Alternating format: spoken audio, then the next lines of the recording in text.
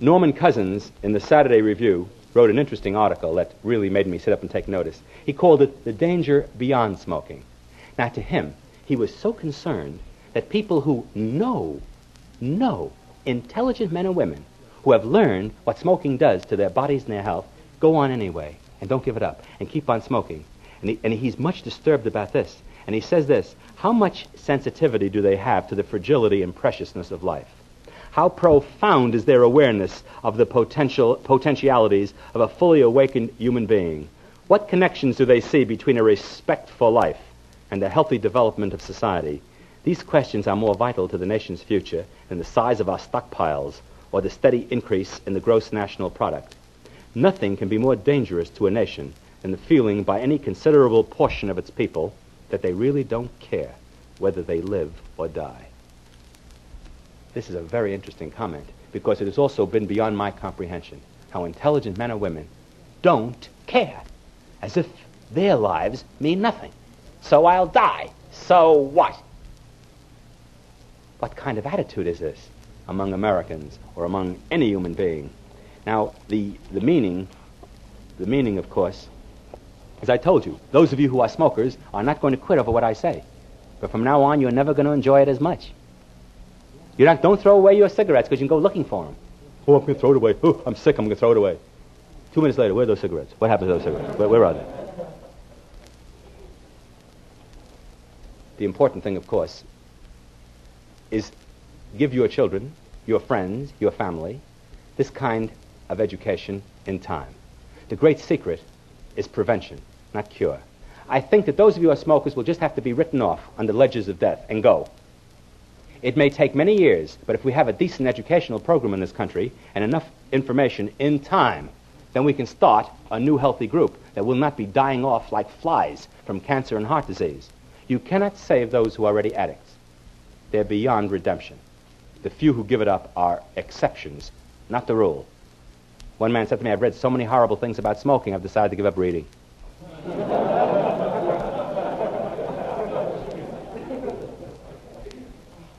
I'd like to read you one of the most touching and most wonderful letters I have ever read. It is written by Mr. Irving Amder, who is principal of Public School 114 in Queens. He sent this letter home with each of his boys and girls in the elementary school to their parents. And this is what he wrote. Dear parents, he sent them this letter March 20th, 1962. Dear parents, last month, 2 of my friends died of lung cancer. Both were younger than I. Both were heads of families. Both were gifted, gracious, and magnificent human beings. Both were heavy smokers. The other day, a former pupil of this school came to visit us. She is now an outstanding high school senior and a very lovely young lady.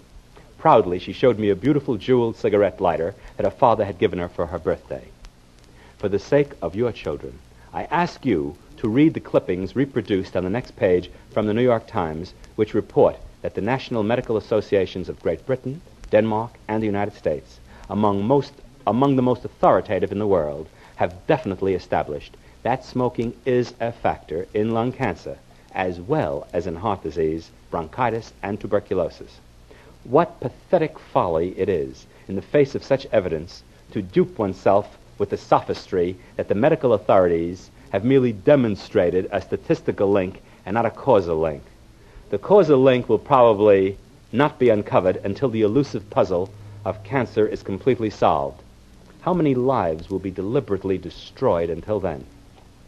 It is inevitable that many of you will resent this message as interference with your personal lives. Let me point out, however, that smoking has become to children a symbol of adult prerogatives.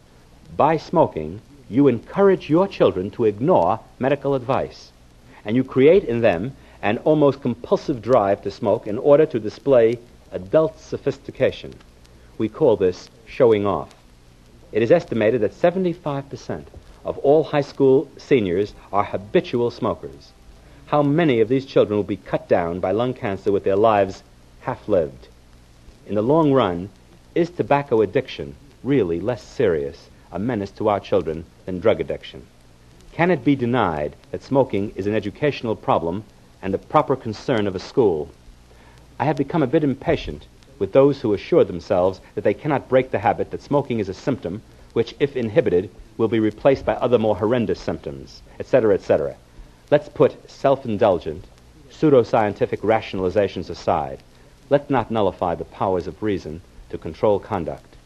I know from personal experience that the smoking habit can be broken by the simple device of throwing one's cigarettes away and not buying another pack.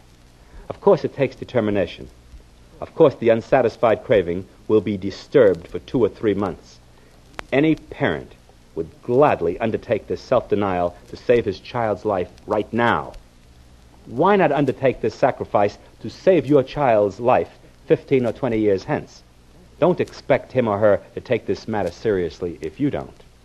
A few months ago, the New York Times reports other medical findings of particular significance for heavy smokers. There is evidence that the lung cancer rate falls for heavy smokers who stop smoking. By stopping, you can avert possible danger for yourself as well as for your child. I recognize that for some extremely heavy smokers, this challenge is too much to ask. Perhaps you might invite competent authorities to discuss this problem in its clinical aspects at some general membership in the near future. In the meantime, I beg all of you who smoke to ponder this appeal as a matter of conscience and as a question of destiny for your children and you. Yours most sincerely, Irving Amder, Principal. Now, this man has become rightly disturbed at watching adults, parents, who are insidiously suggesting to their children this is a proper way to live. Now, if you want to know, he says that you can give up smoking. I told you before that it's practically impossible for a smoker to give up smoking. I really shouldn't have put it that strongly. Certainly it is possible to give up smoking. It is very difficult. It is so difficult that most people fail to do it, or those who give it up soon go back to it. Now, if you want to give up smoking, I can tell you how to do it. I'll give you my 6-day treatment called How to Quit Smoking in 6 Days or Drop Dead in 7. Here it is. Now let me ask you first. If you wish to give up smoking, please answer this. Think about it. Which is better and kinder to the addict? Should he give it up all at once, or should he taper off gradually from a pack a day to a half a pack to a quarter of a pack to one and so on? How many say all at once? Raise your hands. How many say taper off gradually? All right, next question. If you wish to remove a puppy dog's tail, is it better to cut it off all at once or take off a quarter of an inch a day? I'm going to be very kind to you, puppy. Just a wee bit at a time.